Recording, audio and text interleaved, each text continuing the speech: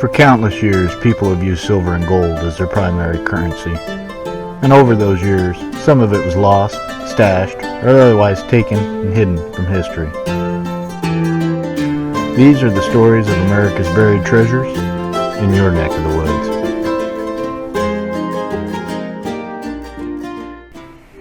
Today's treasure tale takes us to Cass County, Nebraska, for the story of hundreds of caches in a 10-acre field. The city of Plattsmouth, Nebraska was founded in 1854 and incorporated on March 15, 1855. The town was named after the Platte River and the town's location at the mouth. This area was first explored July 21, 1804, when the Lewis and Clark expedition passed through just north of today's Main Street in Plattsmouth. The town sprung up on the Oregon Trail to service the miners and settlers heading west to the California gold fields. Insightful merchants realized they could set up shop and sell goods to the miners as they headed west with gold fever, and to the ones returning back east, having found their riches or been broken by the experience, just wanting to go home. The folks passing through would camp out in a field of about 10 acres, 3 miles west of Plattsmouth. From here, they could stock up on supplies before continuing on whichever way they were going.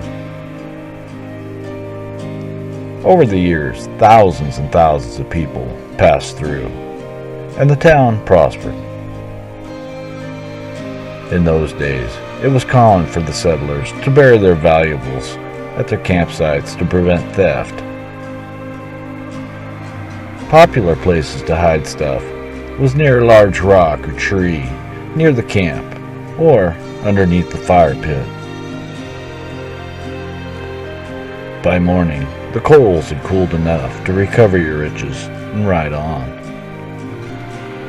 By the late 1850s, the influx of travelers began to change.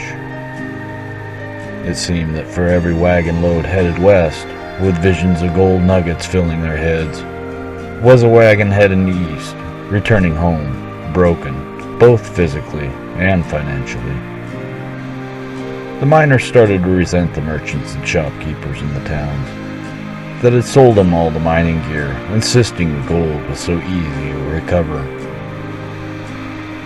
In 1859, there were several thousand folks camped outside of town in their 10-acre camp. Around 1,000 of these disgruntled miners, returning back east, had worked up a plan to rob the merchants and burn the town of Plattsmouth for telling them all such wild stories of just how easy it was to strike it rich in the gold fields. Through the night, the men drank and grew angry, gaining more and more support as the drink set in. By morning, over 1,000 men gathered to sack the town and get back what they could. What the miners didn't realize is that during their drunken rants, someone had rode off to the town to inform them of the miners' intentions. When the angry miners arrived outside of town, the townsfolk were waiting, guns ready. The miners were all chased to the Missouri River. There, they were forced at gunpoint to swim to Iowa and don't ever come back.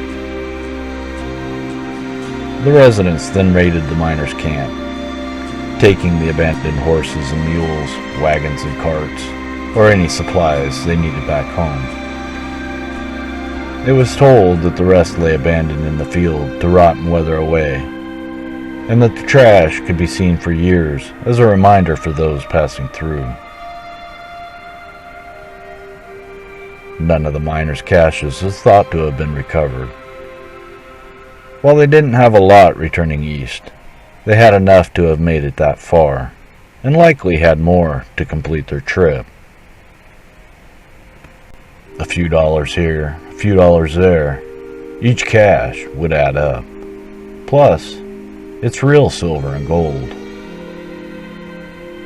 One other thing to consider is that with so many people traveling through the area, hiding their valuables until they left, if someone were to die at this camp, their valuables are still likely around from the people heading both east and west, for richer or for poorer. Definitely a spot worth looking into. Good luck, happy hunting, keep on digging it.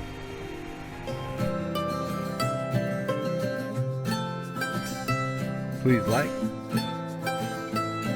subscribe, and share with a friend. Hit that notification button to follow me on YouTube. Thanks for stopping in. Hope you enjoyed. Good luck, happy hunting, keep on digging it. For even more to explore, check out these other videos.